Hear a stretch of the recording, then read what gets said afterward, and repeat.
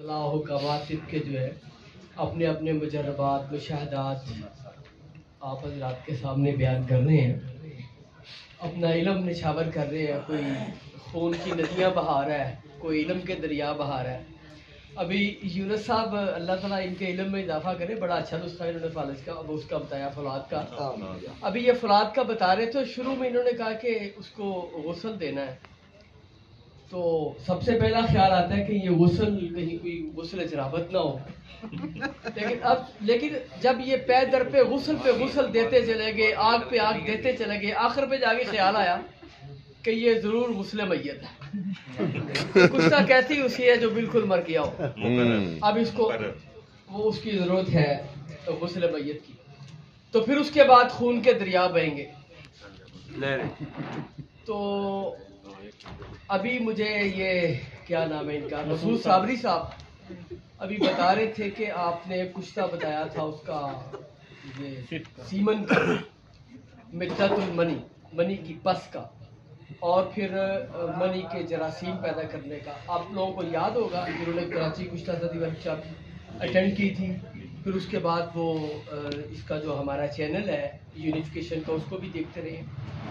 उस एक नुस्खे को सुनने के बाद कम से कम 5-6 ममालिक से लोगों ने रब्ता किया, बहुत से अतिबा इकराम ने भी रब्ता किया, और शायकीन ने भी, जिनको कुछ मज़ीद वजाहत तलब थी उन्होंने भी।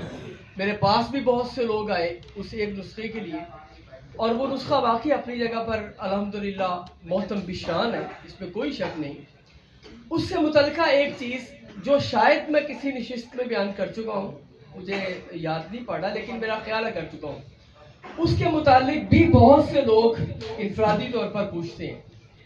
आज की इस फैसलाबाद की सन्यास की रात में, जो बहुत हमारी इंटरनेशनल कीमती रात है और बड़ी मारूफ है, बहुत से लोग इस रात के इश्तियाक और इंतज़ार में होते हैं कि ये रात सजे और हम इससे फ़ायदा हासिल करें। तो आज की इस रात की बदौलत वो सीमन से मुतल्लिका ही जो पस का नुस्खा था, मैंने पहले भी कहीं जिक्र किया था, बल्कि एक दोस्त ने वो मुझसे सुनने के बाद अपने नाम से फेसबुक पे सोशल मीडिया पे वायरल कर दिया। तो इस तरह तो लोग करते ही हैं, बड़ा आसान सा है। देखिए, मनी में पस हो, मिद्दतुल मनी, पेशाब में पस हो, हत्ता के खून में पस पैदा हो जाए, कहीं जिस्म में फोड़े फुंसी दर्द चंबल की कैफियत हो जाए, आतिशक और सजाक पैदा हो जाए, आतिशक के छाले बन जाए, आतिशक के जख्म बन जाए, पुराने हो जाए, परेशान करें, पूरा जिस्म खारिश से भरा हुआ हो, ये जितनी भी इस तरह की इलामात हैं, ये इसके लिए बहुत एक मुफीद तरीन चीज़ है जो आप हजरात के गोशगुजार करने जा रहा हूँ। आप हजरात के ज़ौक़ और आपकी मोहब्बतों की नज़र। रीठा आम चीज़ है, इसको तोड़ लें और इसमें से गुठली निकल जाएगी। जब आप तोड़ेंगे तो इसके 2 हिस्से हो जाएंगे। इसको आप अपनी आसानी के लिए कह लें कि रीठे की 2 कटोरियाँ, छोटी छोटी 2 कटोरियाँ होगी। आपने नीला थोथा लेना, नीले थोथे को कूट ले, बारीक कर ले, सफूफ कर ले, आपकी मर्जी है, दरदरा कर ले, सफूफ कर ले बेहतर है।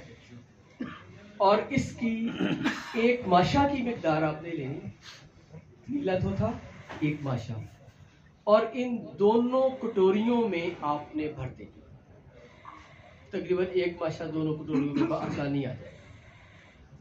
इसी तरह आप जितनी कटोरियां लेना चाहें, इसके लिए किसी वजन की कोई पाबंदी नहीं है, वजन की कोई कैद नहीं है। जितनी आप लेना चाहें, 2, 4, 10, 50, उसी हिसाब से आपने एक कनाली लेनी है, कच्ची मट्टी कनाली।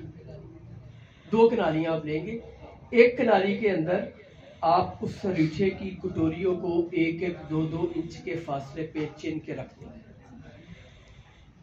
इसको सजा दिया, रख दिया। अब आपने दूसरी कनाली इसके ऊपर ऊंधी, इसको बंद कर देना, और कनाली के किनारे अच्छी तरह जरा घिसा के ना उसको बराबर कर लें। फिर इसको آٹے کے ساتھ، ماش کے ساتھ یا کسی چیز کے ساتھ اس کو اچھی طرح چاروں طرف سے بند کیجیے. بہتر یہ ہے کہ ماش کے ساتھ بند کیجیے. اس کے چاروں طرف سے اس کا سرکل، اس کی گولائی بند ہو جائے گی. اس کو بند کرنے کے بعد آپ خشک ہونے کا انتظار کرنے کی ضرورت نہیں ہے، ایسے ہی اس کو چولہے کے اوپر رکھ دیں.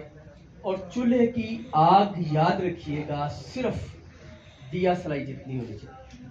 کتنی؟ دیا سلائی، ایک موم بتی جتنی، یعنی بالکل مدھم آنچ، بالکل درمیان میں. جی بالکل درمیان میں. اور اس کو آپ جلا کے بس پاس اس کے نگرانی کریں. جب آہستہ آہستہ اس کے اندر بھاپ بنتی ہے تو پھر یہ بھاپ نکلنے کی کوشش کرتی ہے. یہی جو آپ نے ارد گرد آٹا لگایا ہوا ہے، اس آٹے کو پھاڑ کے بھاپ نکلتی ہے. بس آپ نے یہ نگرانی رکھنی ہے کہ وہ آٹا پھٹنے نہ پائے. جہاں سے آٹا پھٹا وہیں پر آپ نے آٹا لگایا فوراً. یہ صرف اس کی نگرانی ہے، باقی کچھ بھی نہیں. اور بالکل آسان ہے. صرف ایک ہی چیز مشکل ہے کہ اس میں آپ نے نگرانی کرنی ہے کہ جہاں سے آٹا پھٹا وہیں پر لگا دیں بس. اور یہ تھوڑی سی محنت کر لیں اور وقت دے لیں. اس کو تقریباً 6-7 گھنٹے لگتے ہیں. اس میں 6 سے 7 گھنٹے آپ اس کو آگ کو بند کر دیں گے. اس کو ٹھنڈا ہونے پر جب کھولیں گے تو بالکل اندر خاکستر کٹوریاں ہوں گی، بالکل خاک بنی ہوئی ہوگی. اس میں سے جو سائڈوں پہ ہوگی نا، وہ کچھ بعض ان میں ایسی ہوں گی جو کچی رہ گئی ہیں، ان کو چھوڑ دیں، ان کا دوبارہ عمل کر لیں. لیکن جو درمیان میں قریب آپ آگ کے رینج کے اندر ہوگی وہ اچھی طرح خاکستر ہو جائے گی. ان کو آپ ریٹھا اور نیلا دونوں کو آپ صفوف کر لیں. ان کو کھرل کرنے کے بعد یہ اس کی 2 چاول مقدار خوراک مکھن میں رکھ کے دے دیں، بالائی میں رکھ کے دے دیں. اس کے ساتھ دودھ لازمی پلائیں. اور جتنے بھی امراض میں نے آپ حضرات کے گوش گزار کیے ہیں ان امراض کو اپنے ذہن میں تازہ کیجئے اور اس نسخے کو دیکھیے، پھر استعمال کر کے دیکھیں اور اس سے لطف اٹھائیے اور اپنی دعاؤں میں یاد رکھیے. کتنے دن کھلانا ہے؟ یہ عموماً میرے پاس اس وقت بھی بنا ہوا ہے. میں تقریباً 3 ہفتے زیادہ سے زیادہ استعمال کرواتا ہوں. لیکن بہترین چیز ہے الحمدللہ. ایک ٹائم کوئی اور اس سلسلے میں کسی کے ذہن میں کوئی سوال ہو تو پوچھ سکتا ہے. ایک ٹائم ایک دن میں؟ جی ایک ٹائم، ایک دن میں صرف ایک خوراک. ناشتے سے پہلے وہ آپ کی مرضی، ناشتے سے پہلے کر زہر خالی پیٹ نہیں ہوتے. بات کر لیں، آپ کی مرضی. لیکن اس کے جتنے دن آپ نے استعمال کروانا ہے اتنے دن پیشنٹ کو، مریض کو ہدایت کیجیے کہ جتنی بھی ٹھنڈی بادی چیزیں بلغم پیدا کرنے والی ان سے مقدور کوشش کریں کہ وہ منع. السلام علیکم.